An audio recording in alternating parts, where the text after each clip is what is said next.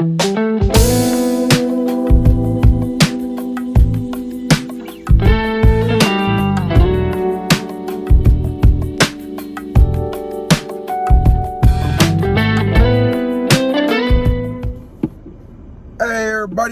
and welcome to another episode of Rob's World of Boxing.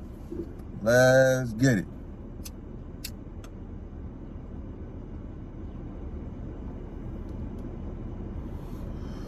Alright,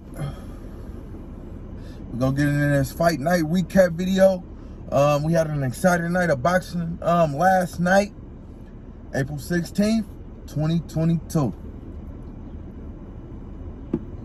Alright, let's waste no time and dive right into it. The first fight we had of the day, it was a DAZN card. Well, the first card we had of the day, it was a DAZN card. But like I said about DAZN cards, they're usually pretty poor. So I'm not gonna go over the whole card. I'm just gonna go over the fight that I watched, which was the main event: Conor Benn versus Chris Van Heerden. The fight transpired in Manchester, England at 2 p.m. Eastern time. Again, 2 p.m. Eastern time. Conor Benn, he was 20-0 with 13 KOs. Chris Van Heerden was 28-2 with 1 draw and 12 KOs. It was a close first round. Pretty competitive. Van Heerden using his jab, staying away from Conor Benn. Despite Conor consistently moving forward and putting pressure on Van Heerden, Van Heerden had a good first round. In the second round, the wall went out the window. Van Heerden succumbed to the pressure of Conor Benn and ended up getting hit with an overhand right. That you've seen in that, when I first started the video, you've seen how he put him down. Put him down and put him away. Man, it was pretty nasty, man. An overhand right, and then he finished him off, after he caught him with that vicious right hand, and got rid of him, man, in the second round. Second round KO for Conor Benn. Good job, Conor Benn. I want to see him fighting the upper echelon at 147 pounds. I don't want to see him fighting Chris Van Heerden's of the world and Chris Algieri's of the world. I want to see him fighting somebody now at 147 pounds. You already proved your worth. You're not just going off your dad's name. You're trying to make your own name, and you've been doing that, man. So, man, let's take that next step up and get in there with the best of the best, man. But nonetheless, good job, Conor Benn, on your win, man. Another knockout win, Conor Benn. He advances to 21-0 with 14 KOs. All right, let's get into the Showtime pay-per-view card we had last night. The Errol Spence versus Yordenis Ugas fight card. Okay. We're gonna get into their undercard. It was a 10-round contest at 140 pounds, junior welterweight. If it didn't know, it was between Brandon Lee and Zachary Ochoa. Brandon Lee was 24-0 with 22 KOs. Zachary Ochoa was 21-2 with 7 KOs. Zachary Ochoa, he is trained by Stephen Breadman Edwards, Julian J. Rock Williams trainer. He's a reputable boxing trainer, Breadman, that is. Man. But Breadman couldn't help Ochoa in this fight. Ochoa basically, Ochoa, man, he was doing cool. He was doing a good job of using the ring, and Brandon Lee wasn't doing a good job of cutting off the ring. Basically, Ochoa was running all night, man, and Lee was trying to cut the ring off, and he was having a hard time of doing it. He was having a hard time of cutting the ring off. Zachary Ochoa had never been down in his career, and last night wouldn't be the first time. Wouldn't be the first time he went down, because he wasn't having it. This fight ended up going to a unanimous decision to the scorecards. The fight ended up going to the scorecards, which the judges had it at a unanimous decision for your winner, Brandon Lee. Two judges had it 99-91 for Brandon Lee, and the third judge having it 98-92 for your winner, Brandon Lee. You won't KO everybody, you know, so this was a good experience fight for Brandon Lee. I'm looking forward to seeing you in your next fight, man. Work on cutting off the ring. All right, let's get into our next undercard fight. By the way, this Brandon Lee fight and the fight that I'm going to discuss next, the Butiev and Stanionis fight, that was on the card, but it wasn't pay-per-view. It was the non-pay-per-view portion of the card. So that was nice. They gave us a couple fights that weren't pay-per-view before they jumped into the pay-per-view portion of the card, and these are a couple of fights. All right, let's get to the Razab Butiev versus Yordenis Stanionis fight. It was a 12-round contest at welterweight, 147 pounds. If you didn't know, Butiev was 14-0 with 11 KOs. Yordenis Stanionis was 13-0 with 9 KOs. Round one, Stanionis was looking good with the jab and stand tight defensively. He has a real nice jab, man. A really, really nice jab. Round two was more the same. I had the first 2 rounds for Stanionis. Round three, Butiev started getting to Stanionis' body more, and he caught Stanionis at the end of the round with a nice right hook. So I gave that round to Butiev. And round 4, Stanionis got back to what he was doing in the first 2 rounds. I gave that round to Stanionis. Round 5, Stanionis started going to the body more, you know, along with his good jab and good defense. So I gave that round 5 to Stanionis as well. And round 6, Stanionis started putting together his combinations. So I gave round 6 to Stanionis. Stanionis just showed me a lot of shit. He showed me everything in this fight, really. And at the end of that round, he caught Butiev with a nice right hook, man. But yeah, man, nonetheless, man, it was a back and forth contest. But Stanionis won the first half of the fight convincingly. So I feel like, you know, at the second half of the fight, Butiev really needed to show me something. And he didn't really show me too much, man. He didn't really show me too much. I mean, he fights with his hands down, Butiev, and he was just getting caught, man, with jabs, and he was getting peppered with some nice shit, some nice overhand rights. And he at the end of the fight, Stanionis' face looked like he lost the fight. I mean, but he's a fair-skinned man. He's, you know, he's Caucasian, and he was catching a whole lot of face punches, you know.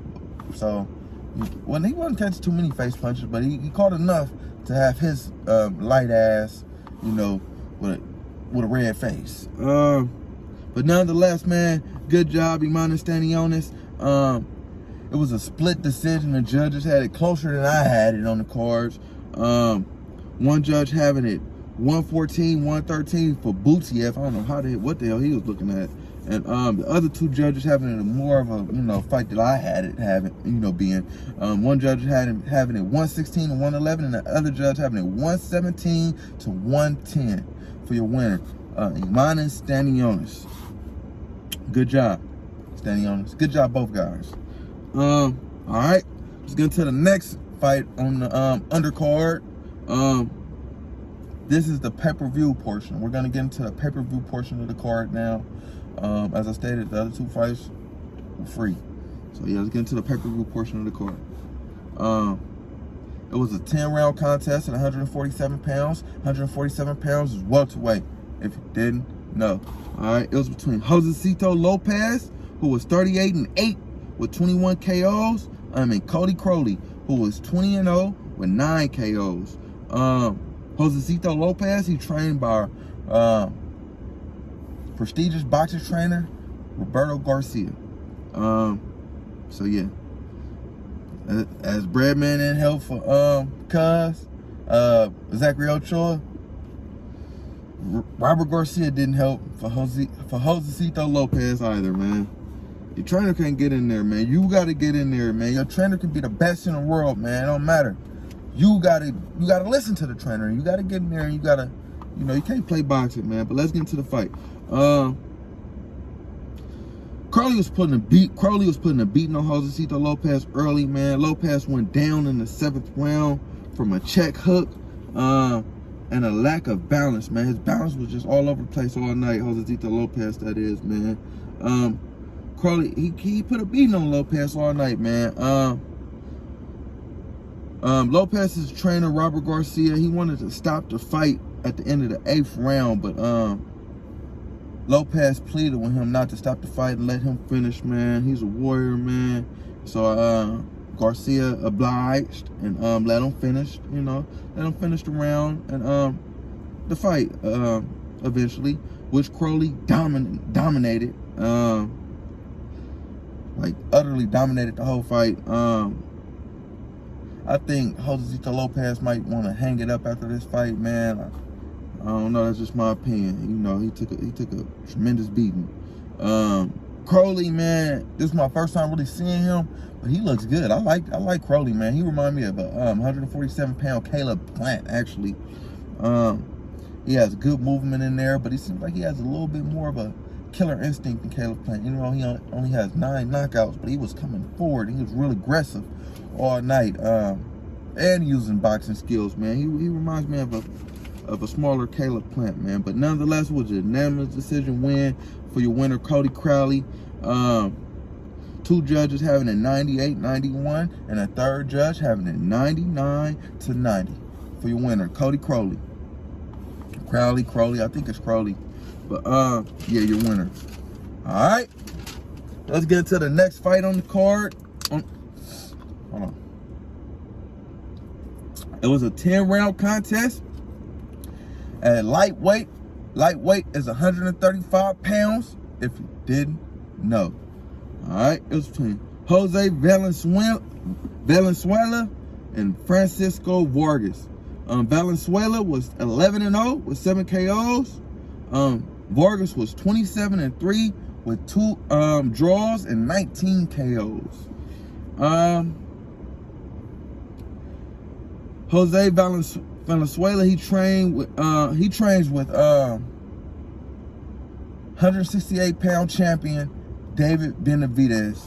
So yeah, man, and his family, the Benavidez family. But that, man, it was quick. Valenzuela came out and KO'd Vargas early in the fight, man, with an overhand left that caught him and put him to sleep. Vargas tried to throw a right hand, and Valenzuela came with the left hand hook, and yeah, with an overhand left, I put him to sleep, caught him right on his chin, got him out of there. Yeah, man, I couldn't see a lot of him, but I see he fucks with Benavidez now, you know, them his people. Evidently, you know, they teaching him that Benavidez power. Because he put his ass Vargas away real quick. I wish I could have seen more of Venezuela. I want to see, you know, I want to see him throw a jab. I want to see him box. I want to see him, you know, get hit with some adversity. I want to see him in some different positions, man. But nonetheless, good job, Venezuela, man, getting your opponent out of there. That's boxing, man. Knock the motherfucker out. You knocked him out in the first round. What about? I think shit. He only had threw about 2 or 3 punches. He hit him with the 3rd punch and knocked him out, man. He didn't even break a sweat. All right, let's get into the next fight on the card. It was a 12-round contest at 130 pounds between. No, matter of fact, it was 135 pounds. My mistake. 135 pounds. 135 pounds is lightweight. If you didn't know. Between Yordenis Gamboa, who was 30-4 with 18 KOs, and Isaac Pitbull Cruz, who was 20. He has 22 wins, 2 losses, and 15 KOs. Honestly, man, I used this fight as an intermission fight. I was watching boxing all night. I went out and had smoked a little bit, man, and and rolled up some more, and yeah, I use it as an intermission, man. But I was watching it on my phone, but I really couldn't sit down and, I wasn't in front of the TV and do what I do. But I seen Gamboa got dropped about 3 times in this fight, man. He got dropped, I think once in the first round, another time in a 4th round or some shit. Went on the 3rd round, and then yeah, man, in the 5th round he ended up getting KO'd. Gamboa being with a left hook overhand right combo. Yeah, that knocked him into the ropes. And Gamboa, man, he got like the fastest recovery time I ever seen. I swear he got knocked down 3 times in the fight. Like I said, every time he got knocked out, he jumped back up real quick. Like, oh, I'm not hurt.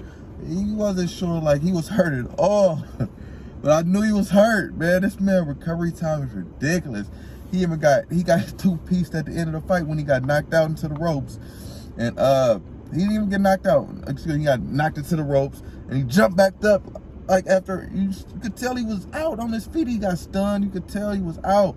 As soon as he seen the ref waving, he jumped back up and was like, "Hey, no." I'm like, "Oh man, this nigga, he is a beast. He got a hell of a chin, man. He got a hell of a chin." But nonetheless, man, the KO win for Isaac Pitbull Cruz, man. It's time for Gamboa to hang it up. Gamboa needs to hang it up, man. As Josecito Lopez, I feel like it's, enough is enough, man. He got a hell of a chin, he got a hell of a heart, but sometimes you got to save your boxer from himself, man. And this might be one of those situations. Gamboa, he's a warrior. He's been a warrior his whole career. And yeah, man. They need like a union in boxing, man. I don't know if he's fighting for money or whatever the case may be, but he shouldn't have to. He shouldn't have to. They need to make sure they need to, start a union in boxing or something to help these guys out so they don't have to fight, and put their health at risk later on in their career. But nonetheless, man, good job, Isaac Pitbull Cruz. He did something a lot of people couldn't do, which was KO Yordenis Gamboa. I'm looking to see more from Isaac Pitbull Cruz. There was a lot of talk about him and Ryan Garcia after this one. That happened, I'd love to see that, man. That'd be a good contest. Clash of styles. Ryan is a nice tall jabber, and Pitbull Cruz is a shorter power puncher. So yeah, I'd like to see that fight. But yeah, man, let's get into the main event, man. While we all here, it was an exciting contest.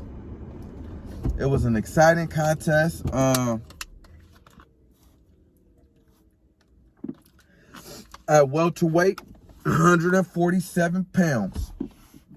Between Errol Spence Jr. and Yordenis Ugas. It was for the IBF, WBA, and WBC title. In Arlington, Texas. Jerry World, baby. It was in Jerry World, Dallas Cowboy Stadium. All right. Errol Spence Jr., he was 27-0 with 21 KOs. Yordenis Ugas was 27-4 with 12 KOs. Coming off the biggest win of his career against Hall of Fame boxer Manny Pacquiao. All right. The first round, Ugas was going to the body effectively, placing his body shots real nicely on Errol Spence's hip. It looked like it was causing Errol some problems. Very nicely placed body punches. Very nice body work for you guys. I got a first round to Yordenis Ugas. The second round, Spence did a good job of using the jab and dictating pace, and starting to get rhythm. So I got that round to Spence. The third round, Spence was winning the round until the end when Ugas caught Spence with a few nice right hand counter hooks. Motherfuckers was nice too, and they I seen them. They was catchy. They caught my eye. And but it wasn't enough to steal a round in my opinion. So I got that round to Spence as well. In the fourth round, Spence was doing a good job of boxing, hitting and not getting hit. Plus, he was putting a lot of punches on. He started overwhelming with volume punching, and I could see he was starting to get to Ugas just with the volume. So I gave that round to Spence. Round 5, Spence started getting inside more and working the body of Ugas. Yeah, so I got that round to Spence as well. Round 6, it appears Spence almost went down in that round. He was dominating the round early on, but then he I guess he lost his mouthpiece out of his mouth, and he thought he heard the ref say stop, and he went to go get his mouth. That boy was hella focused on that mouthpiece too. You should have seen his face. He was hella focused on that mouthpiece, trying to go get that bitch. But yeah, Bell Ugas, he see he two-piecing him while he trying to go get the mouthpiece. Then Errol must turned around and looked at him like, what? Bow, nigga, shut up. You ain't quit talking. Knock him into the ropes. Yeah, man, Errol almost went down from a lack of focus in the 6th round. After the fight, he stated it was his fault. You know, you can't lose focus in the ring. It's a rookie mistake. Don't matter what the ref said. It don't matter. That's a rookie mistake. So I gave that round to Ugas, the 6th round of Ugas. In the 7th round, Ugas was looking sleepy as hell. He was getting rocked with some shit. Spence he came out mad as hell. He was beating the hell out of Ugas in the 7th round. In the 8th round, Spence was getting the Ugas, with the volume punches. Ugas looked very, very sleepy, man. Spence was hitting Ugas with everything but the kitchen sink, man. In the 9th round, another Spence round, but Ugas did some nice work. I didn't like how Errol Spence was reacting to the body punches. I ain't gonna lie to you. He kept getting hit in the body. He'd jump back. Like, what the fuck you keep jumping back like that? Oh, man. You know what I'm saying? I didn't like how he would get caught with the body. Get caught in the body, and then when he had jump back, Ugas would catch him with some shit up top. But nonetheless, it wasn't enough to steal the round again. I got that round to Spence. Spence basically dominated the fight. I gave about 2 rounds to Ugas, man. The 1st and the 6th. But yeah, man, in the 10th round, the ref ended up stopping the fight, man. Ugas' eye was grotesque, man. Errol had been targeting the eye all night. It was swelling up it was swelling up throughout the night. And yeah, at the end of the ref, man, he must have called a timeout in this fight about 50 times. I was like, God damn, ref, what is it now? Timeout. The eye, timeout, low blow, timeout. No, man, goddamn, he called hella timeouts. The ref, he was making sure we got to see him last night. He was, man, hey, don't forget about me. I'm here, I'm the ref. Yeah, man, goddamn. But the 50th time he stopped the fight in the 10th round, I guess it was warranted because he brought Ugas to the corner, had the doc check him out. The doc checked him out like, hey, man, your eyes shut, closed. You can't see. He didn't even ask him. Like, usually I ask him, like, can you see? But he didn't even ask me, hey, man, you can't see. The fight's off. Wave the fight off. And for your winner, Errol Spence Jr. Errol, the truth Spence Jr. With a 10th round TKO against Yordenis Ugas to become the WBA, the IBF, and the WBC champion. It was a good fight, man. But like as I stated before the fight, it's just levels, man. It's levels, man. And Errol showed he's one level above Yordenis Ugas. And yeah, after the fight, I'm gonna let y'all see. He called out Terrence Crawford. And I want to see that fight, man. I want to see the best fighting the best. And I can't wait. But nonetheless, man, good night of boxing. All the boxers on the cards, both cards. Even though the zone card was pool, good job.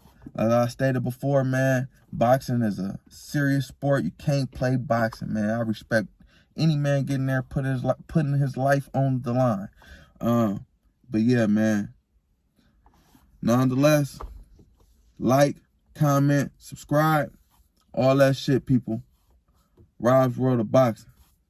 Yeah.